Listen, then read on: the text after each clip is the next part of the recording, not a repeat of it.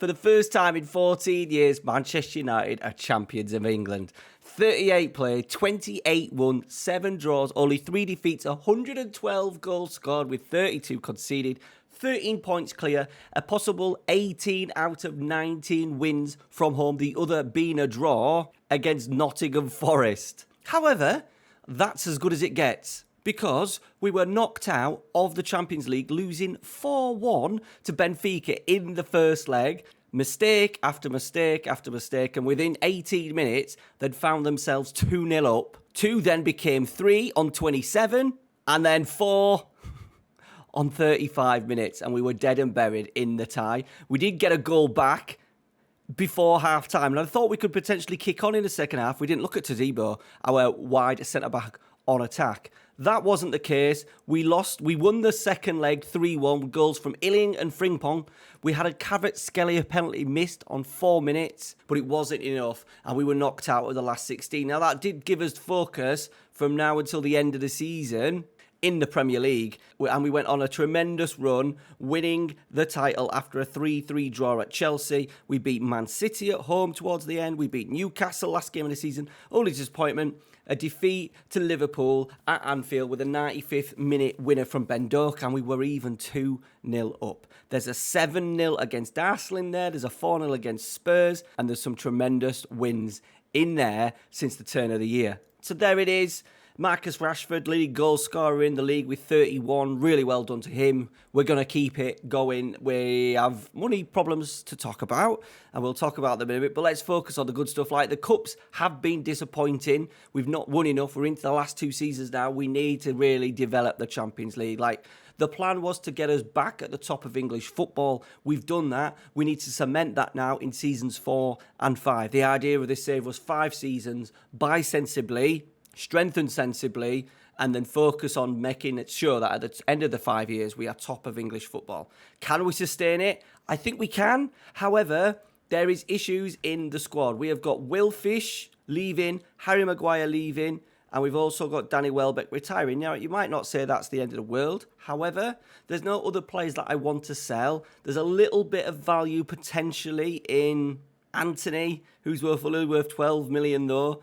And maybe if we can get Højbjerg out the door, that would be good, just to freeze up a little bit, because we've only been given £38.35 million. Now, we have got a little bit of luck, because Giovanni Di Lorenzo is coming in, and he can also play at right centre-back, so that's a nice little backup. What I'm thinking is if I can get a couple of players out, and then we need to strengthen somewhere. Now, I do think the goalkeeper thing is an issue. I think by the time we've finished the save, we need to have brought in another keeper. Anana's 30. He's proven to be a really good goalkeeper, but we do need to look at that. However, with the shortage of money this season, I don't think it's going to be this year. The defenders I'm quite happy with. Obviously, Harry Maguire's going now. Mats Vifa can play it, but we have obviously got Ignacio. Now, Ignacio can't play it either because he's left-footed, so this is this right side. So we could look at Milenkovic. Vifa's going to play there. Also, James Ashworth as well. Probably get him a little bit more game time. Only 14 appearances, so yeah, we'll definitely give him more game time next year. And as I said, Di Lorenzo on that right-hand side could do both. In the middle, like Martinez could do it, Ignacio, Todibo, Mats Vifa would be good. James Ashworth, Di Lorenzo can't do it, so we've got plenty of strength in there. Left side as well, I'm happy enough with the defenders, in particular, Alessandro Martinez and Ignacio, both left-footed.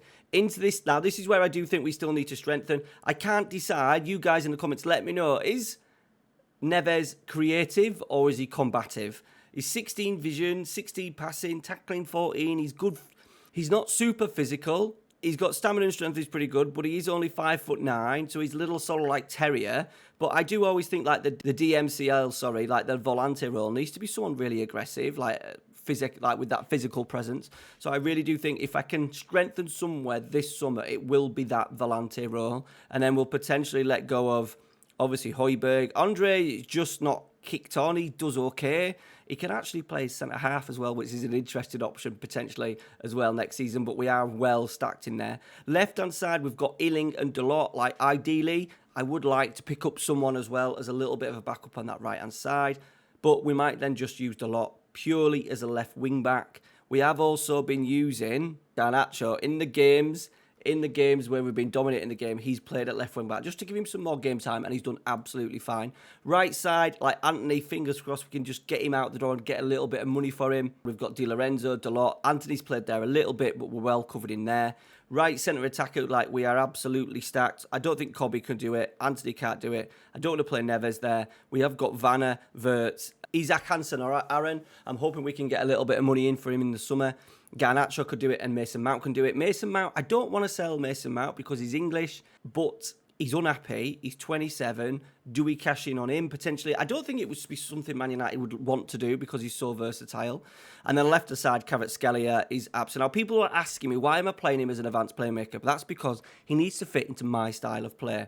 He's had a good season, not average rating-wise, only 7.15, but 30 goal contributions from him.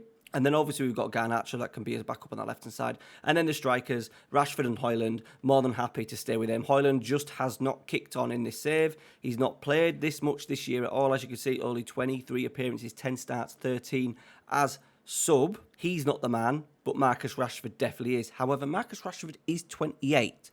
So if Højlund's not going to be the man, who is going to be the man? So something that we need to look at over the next 12 months because he's going to be hitting 30. And the idea is that we leave Man United in a really good state where they don't have to do another rebuild after the 5 seasons. So we do need to look at, over the next couple of seasons, needing to bring in another striker who can lead the line for the next 5 years. So what we might have to do is we might have to really look at what's available, in particular, in the free transfer market. I didn't want to go down this route in potentially, but it's kind of needs must. I think if we had loads of money, we wouldn't do it. But these are all the players that have contracts expiring at the end of the season. Now, I would like to get some younger players in if possible, but players like Demirel, is he Man United standard? No, I don't want to bring just backups in.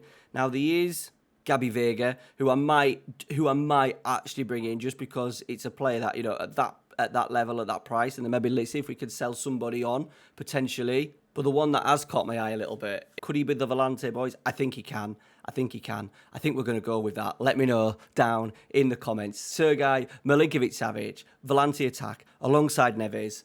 Where do we spend the rest of our money? I'm going to say we have about £60 million.